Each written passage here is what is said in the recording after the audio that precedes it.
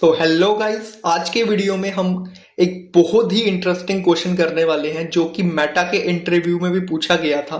And candidate को इसको करने के लिए 45 मिनट्स मिले थे। तो हम भी ट्राई करेंगे कि इस क्वेश्चन को हम 45 मिनट्स के अंदर सॉल्व करने की कोशिश करें। 45 मिनट के अंदर सॉल्व करने के लिए हमें इसकी अप्रोच 15 से 20 मिनट में बनानी पड़ेगी। By approach I mean the most optimized approach. हम स्टार्ट करेंगे कि इंट्यूशनली हम क्या सोचेंगे एंड देन हम धीरे धीरे उसी इंट्यूशन को बिल्ड करते हुए प्रोसीड करेंगे। सो अगर हम ये क्वेश्चन देखें, ये क्वेश्चन लीड कोड का 560 नंबर का क्वेश्चन है। एंड ये क्वेश्चन कहते हैं given an array of integer nums and an integer K, return the total number of subarrays whose sum equal to K. तो फॉर एग्जांपल अगर हमें यहाँ पे डम्स दिया है 111 एंड के जो कि हमने सम की रिक्वायर्ड वैल्यू है, जो हमें सम एरे का सम चाहिए उसकी 2 है। सो यहाँ पे अगर हम देखिए, अगर हम एक सब एरे ये वाली पकड़ लें तो इसका सम भी 2 आ रहा है। एंड अगर हम ये वाली सब एरे पकड़ लें तो इसका सम भी 2 आ रहा है। तो ऐसे हमारे पास दो पॉसिबल सब एरेज है जिसका सम के बराबर आ रहा है। एंड हेंस हमारे आउटपुट में रिटर्न होगा 2। सिमिलरली अगर हम एक और एग्जांपल देखें तो यहाँ पे हमारे पास हमें सम 3 बनाना है। तो 3 सम बनाने के लिए हमारी एक सब एरे 1 और 2 की हो सकती है जो हमारा सम 3 बना रही है। एंड एक सिर्फ अगर हम 3 को कंसिडर कर लें तो 3 को कंसिडर करके भी हमारा सम बन रहा है। सो यहाँ पे भी हमारा जो नंबर ऑफ सब एरेज है वो 2 आ गई। ओके, हमने इनपुट देख लिए हैं एंड समझ लिया है कि क्वेश्चन में हमने करना क्या है, फाइंड आउट क्या करना है।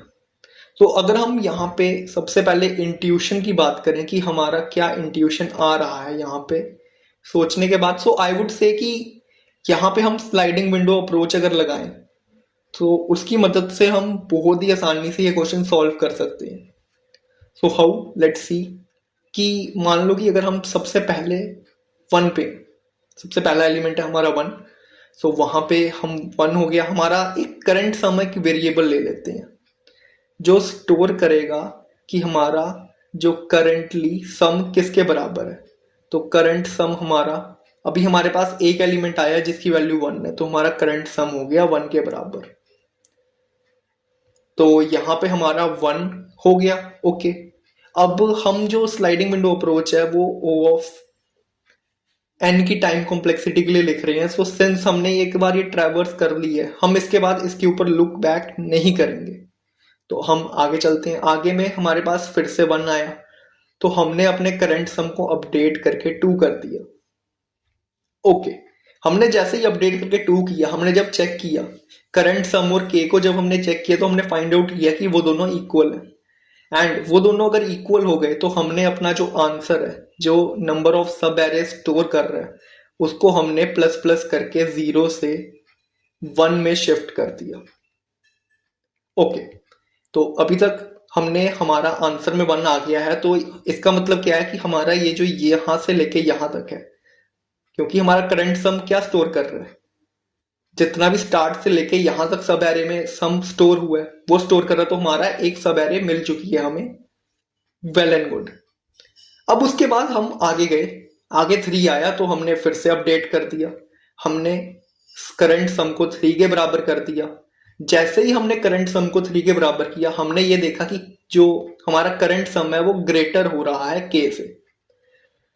सो अब जैसे ही अगर हमारा करंट सम ग्रेटर हुआ तो अब हमें पता है कि यहाँ पे हमारा ये केस पॉसिबल नहीं है, हमें हमारे करंट सम की वैल्यू को छोटा करना पड़ेगा।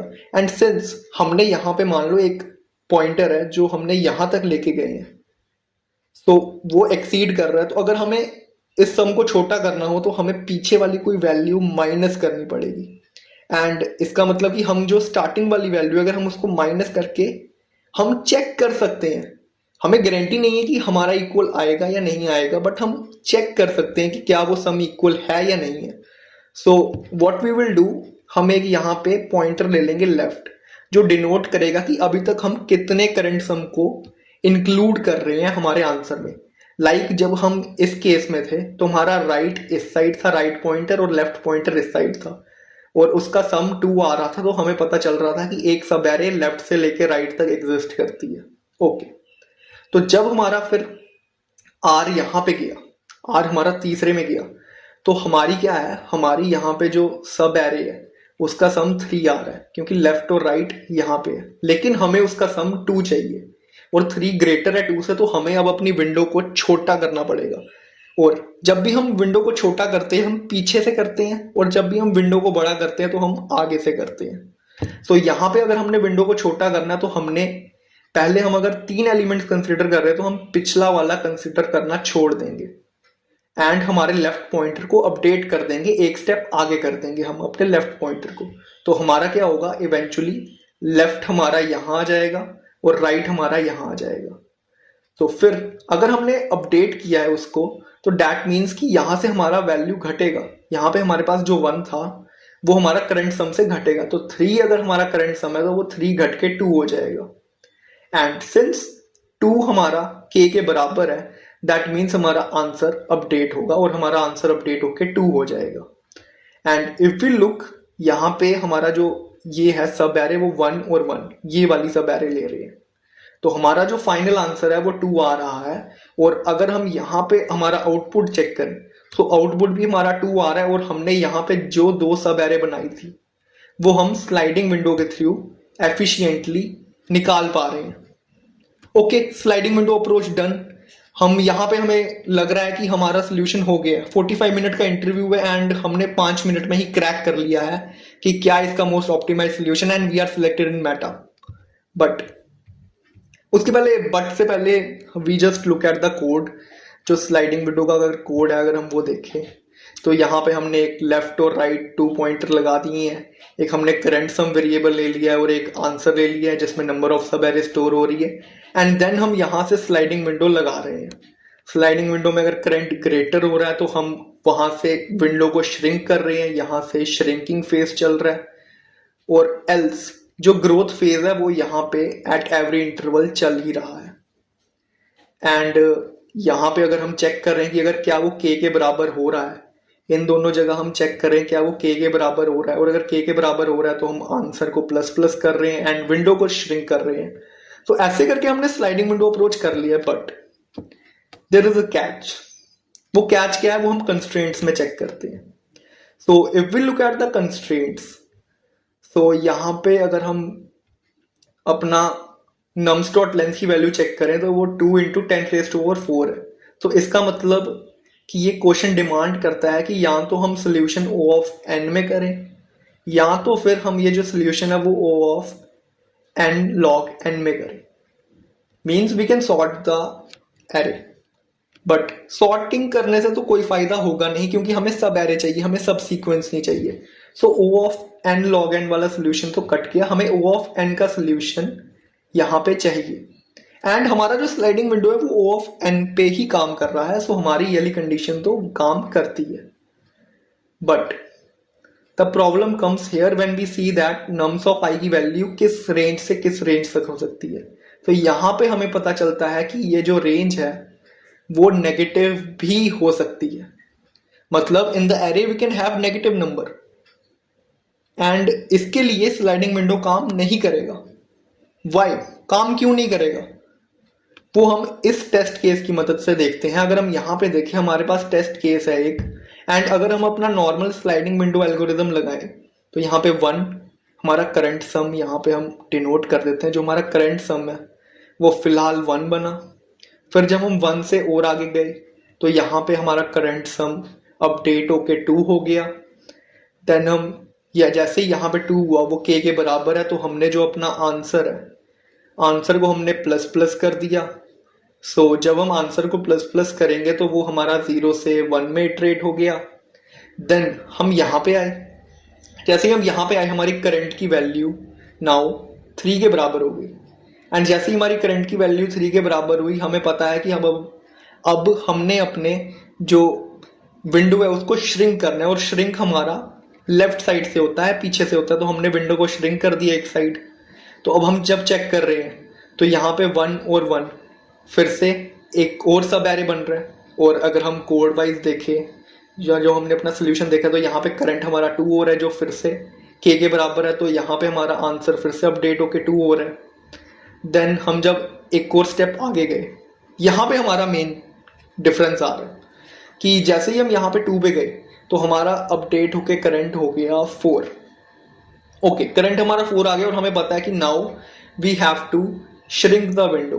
तो हमने जैसे ही विंडो श्रिंक की, सो हमने यहाँ पे आए, यहाँ से जैसे ही हमने इस 1 को हटाया, जैसे ही हमने 1 को हटाया तो हमारी विंडो, अब हमारी करंट का सम अब 3 हो गया, बट स्टिल वो ज़्यादा, तो हमने एक और एलिमेंट को हटाया।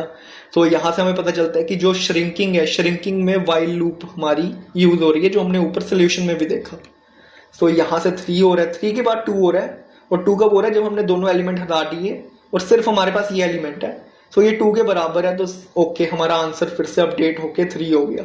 एंड नाउ जब हम और आगे गए इसके, जैसे ही हम और आगे गए तो हमने देखा यहाँ पे -2 है। तो -2 अगर हम करंट से करें तो हमारा करंट 0 हो गया एंड हमारा इटरेशन खत्म हो गया और हमारा आंसर 3 आ रहा है, जो कि एक इनकरेक्ट आंसर है। वाई इनकरेक्ट आंसर क्यों है? अगर हम अपना टेस्ट केस देखें, हमारे पास था 1 1 1 2 एंड -2। और अगर हम देखें हमारा जो कोड है, हमारे कोड ने हमें कौन कौन सी सब एरे दी है। एक हमने ये वाली सब एरे हमारे कोड ने दे दी, विच इज़ राइट। एक हमारे कोड ने ये वाली सब array they the, which is also right. And तीसरी जो हमारी क्वेश्चन ने सब एरे दी वो है ये वाली, विच इज़ राइट। बट अगर हम यहाँ पे ऑब्जर्व करें तो जो हमारा ये दोनों का सम आ रहा है, that is equal to 0, and since that is equal to 0, that means कि ये अगर यहाँ पे हमारी एक एग्जिस्ट कर रहा है सब एरे, सो ओवरऑल यहाँ से लेके यहाँ तक में भी एग्जिस्ट करेगा सब एरे जिसका सम 2 होगा। कैसे 2 होगा? क्योंकि हमें पता है यहाँ पे जो सब एरे अगर वो बन रहा है तो उसका सम 2 आ रहा है, and 2 + 0 = 2। And that's why sliding window fail करता है यहाँ पे, क्योंकि स्लाइडिंग विंडो एज्यूम करता है कि अगर हमारा जो करंट है, जो हमारा करंट वेरिएबल है, वो अगर हमारा ग्रेटर हो गया k से, दैट मीन्स कि जो हमारा करंट है वो कभी वापस छोटा नहीं हो सकता है।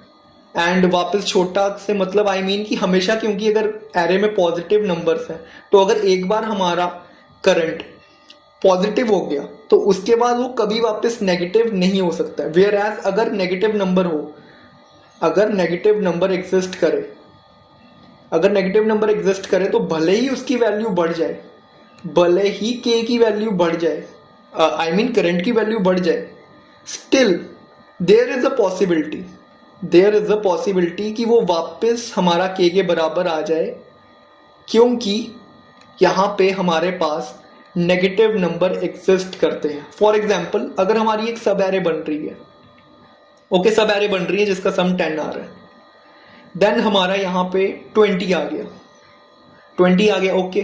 तो जैसे ही 20 आया यहाँ पे हमारा सम 30 हो गया।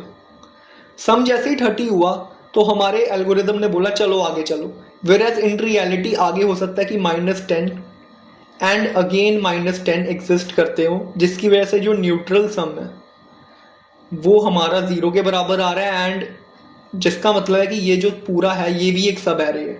तो हमारी जो स्लाइडिंग विंडो अप्रोच है वो इस चीज़ को कंसिडर नहीं कर रही है, एंड दैट्स वाई यहाँ पे स्लाइडिंग विंडो नहीं चलेगा। So we need something else.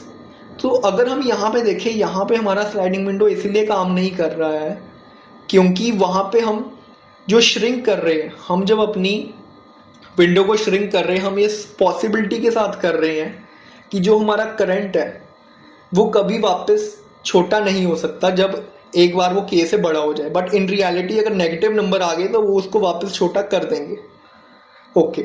तो यहाँ से अब अगर हम इंट्यूशन देखें तो हमारा स्लाइडिंग विंडो फेल हो चुका है, और स्लाइडिंग विंडो फेल हम देखें, हमें कंस्ट्रेंट से ही पता चल जाना चाहिए था, हमें इतना सारा पूरा स्लाइडिंग विंडो का कोड लिखने की ज़रूरत नहीं थी। तो हमें लगा लो हमने स्टार्ट किया स्लाइडिंग विंडो से, बट हमने वैसे ही कंस्ट्रेंट देख लिया आइडियली। अगर हम आइडियल बात करें तो आइडियली हमने ये कंस्ट्रेंट देख लिया।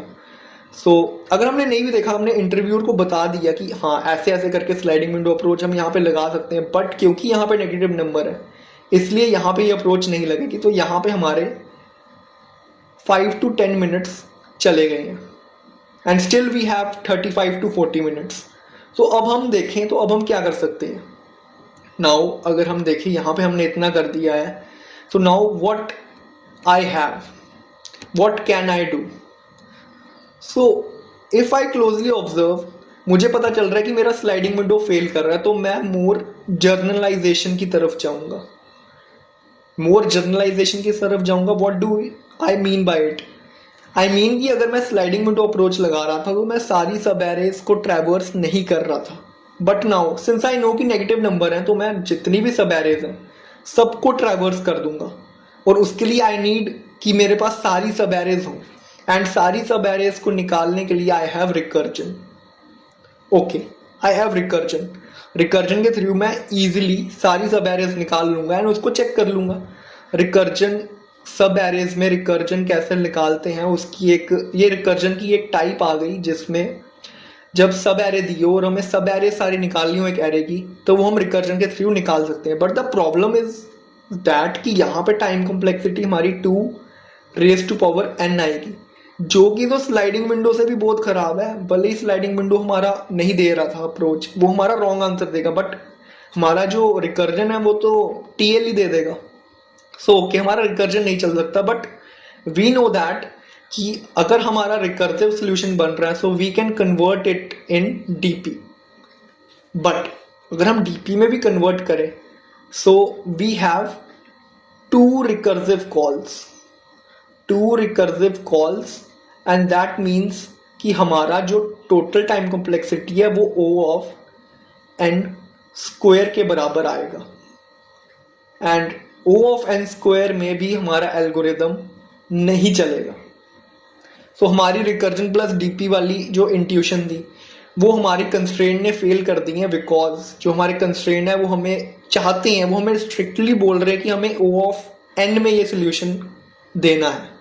तो डैट मीन्स कि अगर हमारा स्लाइडिंग विंडो नहीं चल रहा है एंड उसके बाद हमारा जो जर्नलाइज रिकर्जन जिसमें हम सारी जो इंट्यूटिव थिंकिंग लगा के करें, तो सारी सब एरेज निकाल लें एंड फिर चेक करें कि किसका सम के बराबर आ रहा है, तो वो भी फेल कर रहा है।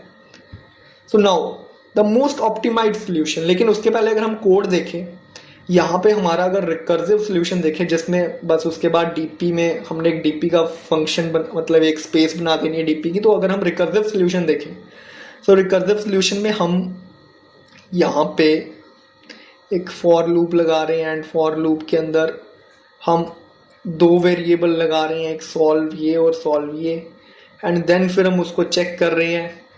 ये मैंने ट्राई किया था लिखने का, but I think this is wrong. ये जो ये वाला सोल्यूशन है, this solution is if we have to find subsequence. Okay, अगर हमें सब सीक्वेंस फाइंड करना हो, ये वाला कोड तब बहुत ही बेहतरीन तरीके से काम करेगा। But if we have to do this for subsequence, okay, if we have to do this for subsequence नहीं, subarray, if we have to do this for sub array, then what we need to do is, we know that कि सब array बनेगी कैसे। सब array के लिए we need contiguous elements, okay, we need contiguous elements. So for example, if we have an array like 1 1 1 and 2, suppose we have an array like that, so how would the sub arrays be formed? Like सबसे पहले हमने एक 1 ले लिया, okay, हमने 1 ले लिया and 1 हमारा एक सब एरे है। नाउ हम आगे गए, नाउ हमारा 1 1 भी एक सब एरे है, तो हमारा यहाँ पे एक और सब एरे आ गया। उसके बाद हमारा जो 1 1 1 है दैट इज ऑल्सो अ सब एरे, एंड उसके बाद जब हम और आगे गए, सो 1 1 1 2 दैट इज ऑल्सो सब एरे। सो हमने जो फर्स्ट पास किया है, जो हमारा फर्स्ट पास हुआ है, फर्स्ट पास में हमने 4 सब एरेज निकाली हैं, जो कि है एक ये, एक हमारी ये, अगर हम 1 1 को इंक्लूड कर दें, अगर हम 1 1 को इंक्लूड कर दें, फिर एक 1 1 1 को इंक्लूड कर दें और एक 1 1 1 2 को इंक्लूड कर दें। ओके, तो यहाँ पे हमारे फर्स्ट पास में ये बन गया। नाउ अब अगर हम इसको इटरेट कर दें, what I mean bye iterate is, second state में हम अपना यहाँ से शुरू करें। पहले हमने यहाँ से शुरू किया, नाउ हम यहाँ से शुरू करें, तो हमारा 1 एक सब एरे आया, उसके बाद 1 1 एक सब एरे आया एंड 1 1 2 एक सब एरे आया। सिमिलरली जब हम और आगे गए तो हमने 1 को फिक्स किया, ओके, 1 को हमने फिक्स किया एंड हमने आगे इटरेट किया। सिमिलरली हमने 2 को फिक्स किया, third step, and this is fourth step. तो हमने 2 को इटरेट किया एंड सिंस आगे कोई एलिमेंट नहीं है तो 2 इज द ओनली सब एरे इन दिस इटरेशन। तो ऐसे करके इफ वी सी की टोटल नंबर ऑफ कितनी हमारी सब एरेज फॉर्म हो रही हैं, सो अगर total number of subarrays को हमने देखना हो, so that is 4 + 3 + 2 + 1। So 4 + 3 + 2 + 1 which is equal to, अगर हम प्लस कर दें so it is equal to 10।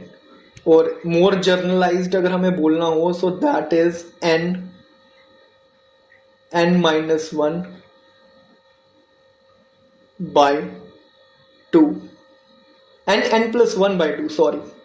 तो इसके बराबर आ रहा है। तो हमारी टाइम कॉम्प्लेक्सिटी इस केस में इतनी आ रही है, जो कि हमारी जो डीपी सोल्यूशन था, अगर हम अपना डीपी सोल्यूशन को कंसिडर करें, तो डीपी सोल्यूशन की जो हमारी टाइम कॉम्प्लेक्सिटी आ रही थी वो O(n)² आ रही थी, एंड इस सोल्यूशन की भी हमारी O(n)² आ रही है, जो कि हमने वही उसको ही वॉक थ्रू किया है कि कैसे हमारा सबसीक्वेंस बनेगा रिकर्सिवली। सो ओके, यहां तक हमने देख लिया कि O(n)² सोल्यूशन कैसे अप्रोच हुआ है, कैसे हमने पहले स्लाइडिंग विंडो फेल होते हुए देखा, एंड देन हमने इंट्यूटिव उसके बाद कि हम जर्नलाइज चले जाते हैं, हम सारी सब एरेज बना देते हैं एंड उसके बाद करते हैं, बट स्टिल हमारा सोल्यूशन O(n)² के आगे आ रहा है। सो दैट मीन्स हमारा, अगर हम अभी तक देखें, अगर हमें पूरा करेक्ट सोल्यूशन निकालना हो तो हम O(n)² से नीचे नहीं जा पा रहे हैं। So okay, so what is the optimization then? Okay, what is the optimization? What we can do so that कि हमारा जो solution है वो O(n)² से O(n) में आ जाए। Okay, so अगर O(n)² का solution है, that means for every iteration हम बचे हुए सारे एलिमेंट्स को ट्रैवर्स कर रहे हैं। फॉर एवरी इटरेशन जितने भी बचे हुए एलिमेंट हैं हम सबके साथ जाके उसको चेक कर रहे हैं, एंड वैसे ही सब एरेज फॉर्म होती हैं, बट हमें उसको O(n) में करना है। दैट मीन्स जब भी हमें O(n)² से O(n) में करना हो सोल्यूशन को कन्वर्ट, एंड हमें डायरेक्टली नहीं दिख रहा हो कि क्या कर सकते हैं, दैट मीन्स कि we have to use term pre-computation. Okay, we need to use some pre-computation, but what type of pre-computation? If the solution is O(n), we want कि अगर हम एक बार ट्रैवर्स कर रहे हैं इसको, अगर मैंने 1 एक बार देख लिया तो मैं उस 1 को वापस कभी नहीं देखूं, एंड एक बार में मैं एक एलिमेंट ही एक्सेस कर सकता हूँ। ये नहीं है कि मैंने 1 देख लिया, 1 के बाद मैं 1 देखूं, फिर 1 देखूं, फिर 2 देखूं, फिर -2 देखूं, सिर्फ 1 के लिए, एंड देन फिर मैं 1 के लिए वापस 1, 2 और -2 देखूं। वो O(n)² सोल्यूशन होगा। यहाँ पे O(n) सोल्यूशन में हम एक बार अगर जा रहे हैं, अगर एक बार मैंने 1 देख लिया तो मैं ना उसके अगला एलिमेंट देख रहा हूँ ना पिछला एलिमेंट देख रहा हूँ, उसके बाद मैं उसके अगले एलिमेंट पे गया, ना मैं उसके अगला देख रहा हूँ ना मैं उसका पिछला देख रहा हूँ। तो दैट मीन्स कि हम एक बार ही एक एलिमेंट को देख सकते हैं, एंड अगर हम एक बार ही एक एलिमेंट को देख सकते हैं एंड वी नो दैट कि हमें प्री कंप्यूट करना है, दैट मीन्स कि हमें प्री कंप्यूटेशन में कुछ ऐसा करना है कि जिससे हमारी जो पिछली स्टेट्स हैं वो हमें मिल जाए। ओके, जो प्री कंप्यूटेशन कर रहे हैं हम, प्री कंप्यूटेशन में हम क्या कर रहे हैं कि हमें कुछ ऐसा करना है कि जिससे हमें बार बार इटरेट करने की ज़रूरत नहीं पड़े। जो हमारा एक्स्ट्रा O(n) आ रहा था, जिसको मल्टीप्लाई होके O(n)² हो रहा था, हम चाहते हैं कि वो एक्स्ट्रा नहीं आए। सो हमने यहाँ पे प्री कंप्यूट करना है, but what that is the case कि हम यहाँ पे क्या प्री कंप्यूट कर सकते हैं। If we look at the sliding window approach में हम एक करंट सम स्टोर कर रहे थे कि करंटली अगर हम स्टार्टिंग से लेके एंड तक एलिमेंट्स को कंसीडर करें तो हमारा क्या सम आएगा। तो अगर हम यहाँ पे ये चीज़ प्री कंप्यूट करें, सो फॉर दिस यहाँ पे हमारा 1 आ गया, देन 1 + 1 2 आ गया, देन 2 + 1 3 आ गया, देन 3 + 2 5 आ गया, एंड देन 5 माइनस 2 3 आ गया। सो हमने ये वाली चीज़ प्री कंप्यूट कर दी है। आई नो कि अभी ये एक इतना इंट्यूशनल नहीं लग रहा होगा, बट लिसन टू मी। तो हमने इसको प्री कंप्यूट कर दिया, वेल एंड गुड। जैसे ही हमने इसको प्री कंप्यूट किया, and now if we check कि हमारे सब एरेज कौन कौन से बन रहे हैं। सो हमारा एक ये सब एरे बन रहा है। यहाँ पे मैं ऑप्टिमाइज सोल्यूशन निकालने के लिए एक ड्राई रन परफॉर्म कर रहा हूँ, जिसमें हमें एक ऑब्जर्वेशन दिखेगी, एंड वो ऑब्जर्वेशन देखने वाली है, उसके थ्रू हमारा मोस्ट ऑप्टिमाइज सोल्यूशन निकलेगा। सो हमारा 1 1 एक ये बन रहा है। देन इफ वी सी 1 1 एक ये वाली जगह आ रहा है, तो इसका सम 2 है। यहाँ पे k की वैल्यू 2 है फॉर क्लियरेंस।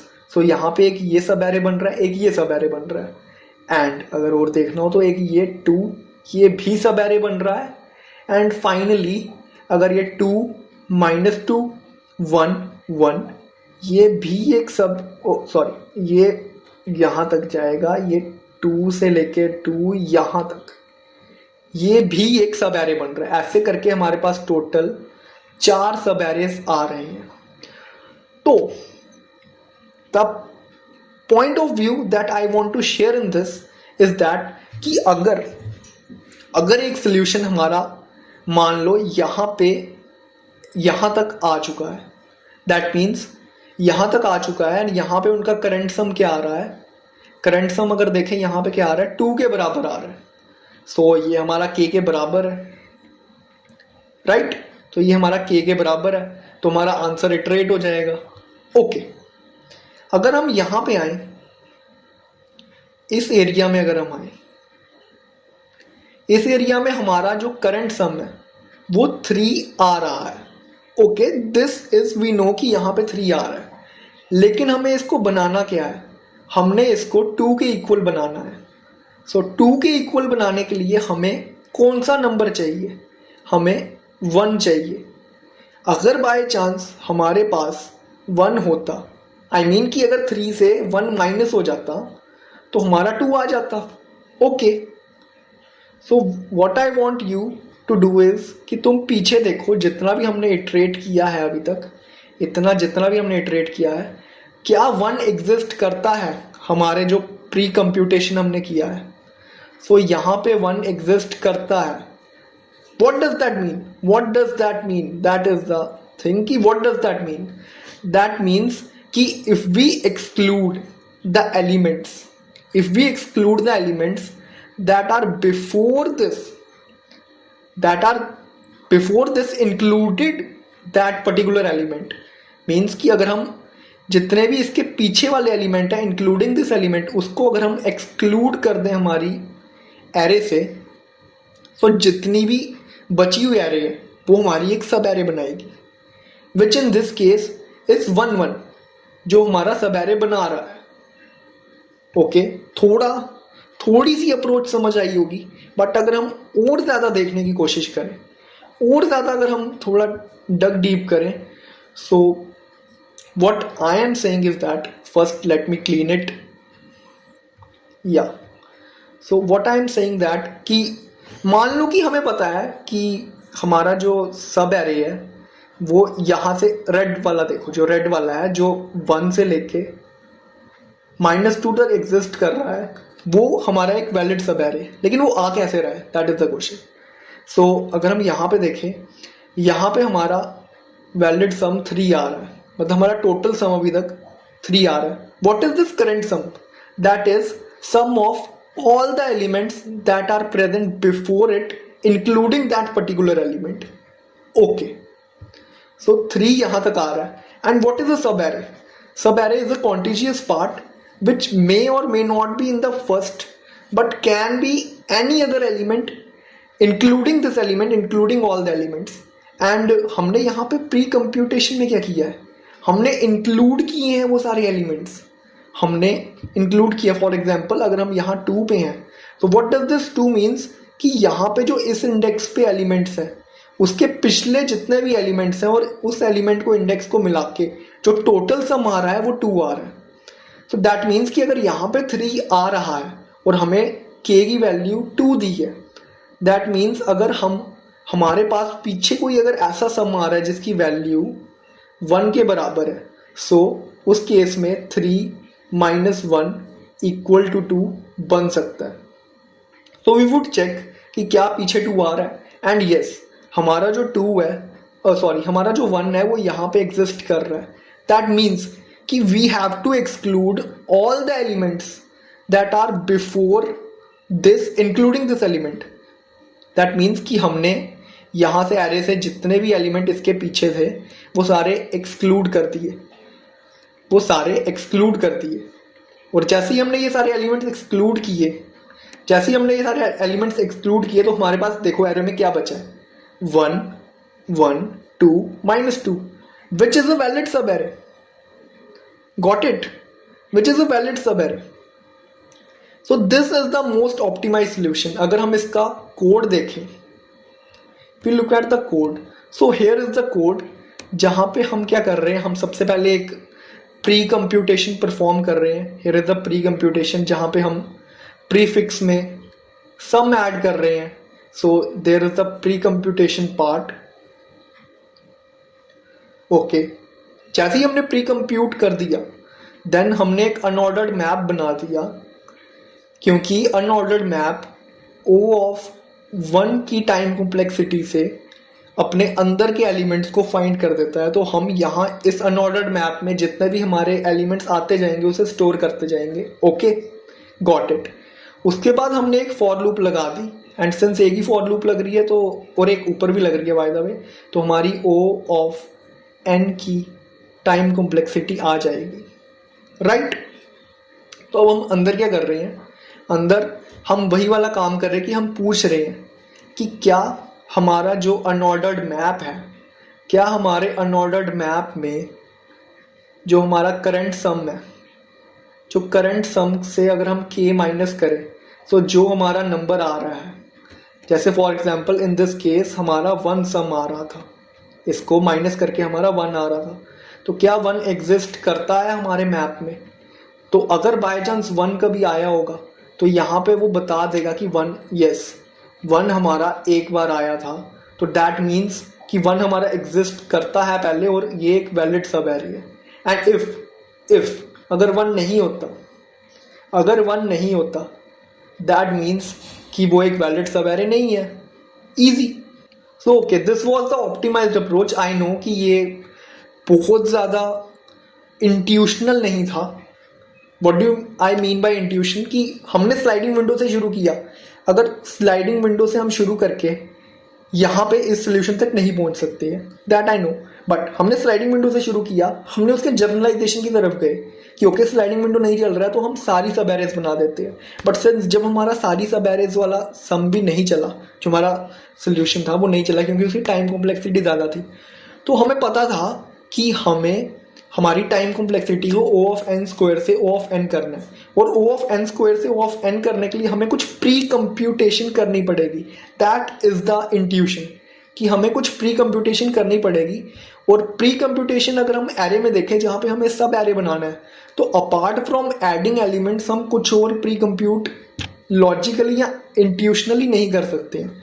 तो हमने वही किया, हमने इंट्यूशनली वो एलिमेंट्स को कंसिडर कर लिया, एंड देन जैसे ही वो हुए, जैसे ही इंट्यूशनली हमने ये देखा सारे सब एरेज, देन हमने एक केस देखा कि अगर बाय चांस हमारा थर्ड एलिमेंट है और सिक्स्थ एलिमेंट है, अगर हम सिक्स्थ एलिमेंट का जो सम है उसको माइनस कर दे थर्ड एलिमेंट के सम के साथ, सो अगर उसका सम के बराबर आ रहा है, दैट मीन्स कि जो थर्ड एलिमेंट से पीछे वाले जितने भी एलिमेंट है अगर हम उसे माइनस कर दें और सिक्स्थ एलिमेंट से, तो हमारा जो 3 से 6 के बीच वाली रेंज है उसका आंसर के बराबर आ रहा है, एंड दैट इज अ सब array. So okay, this was the main intuition behind this question. Meta के इंटरव्यू में ये क्वेश्चन 45 मिनट में पूछा गया था, जिसमें लास्ट राउंड था एंड इंटरव्यूअर सामने बैठा हुआ था, एंड वो देखना चाहता था कि पर्सन कैसे अप्रोच करेगा इस प्रॉब्लम को।